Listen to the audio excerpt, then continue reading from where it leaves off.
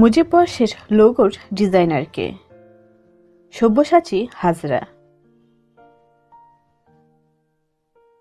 মুজিববর্ষের কার্যক্রম: 1 মার্চ বিমা দিবস।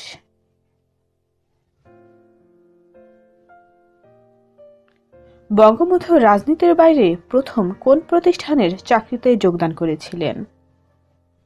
1 মার্চ 1960 তৎকালীন পাকিস্তানের আলফা ইন্স্যুরেন্স কোম্পানিতে। বঙ্গবন্ধুর জন্মশতবার্ষিকী উপলক্ষে তাই এ দিনটিকে স্মরণ করে রাখতে 1 মার্চকে বিমা দিবস হিসেবে ঘোষণা করে সরকার।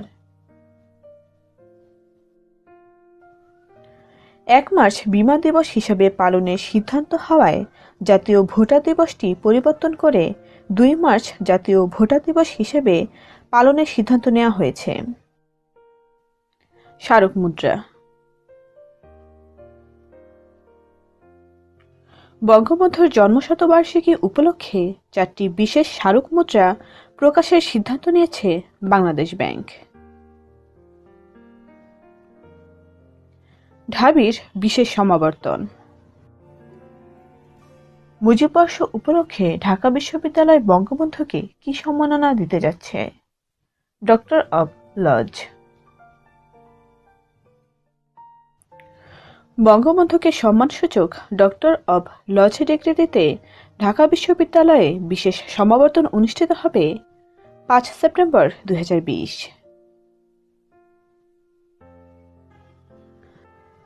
ঢাকা বিশ্ববিদ্যালয়ের 53তম সমাবর্তনে বক্তা হিসেবে উপস্থিত থাকবেন নোবেল বিজয়ী ভারতীয় বাঙালি অর্থনীতিবিদ অভিজিৎ ব্যানার্জি।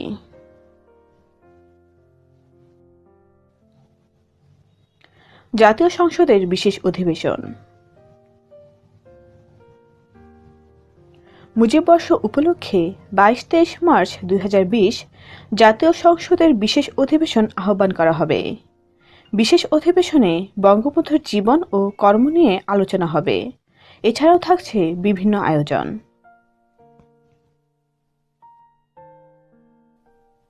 বঙ্গবন্ধুর জন্মশতবার্ষিকীতে তার 7 মার্চের ভাষণ পাঠ করবেন কে? কলকাতার জনপ্রিয় অভিনেতা কৌশিক সেন। বঙ্গবন্ধু শেখ মুজিবুর রহমানের জন্মশতবর্ষ উদযাপনের জন্য ক্ষণগণনা শুরু হয় কত তারিখ থেকে? 10 জানুয়ারি 2020। বঙ্গবন্ধুর জন্মশতবার্ষিকী উপলক্ষে বাংলাদেশ ব্যাংক কত টাকার নোট চালু করবে? 200 টাকার নোট, সপ্তম নোট।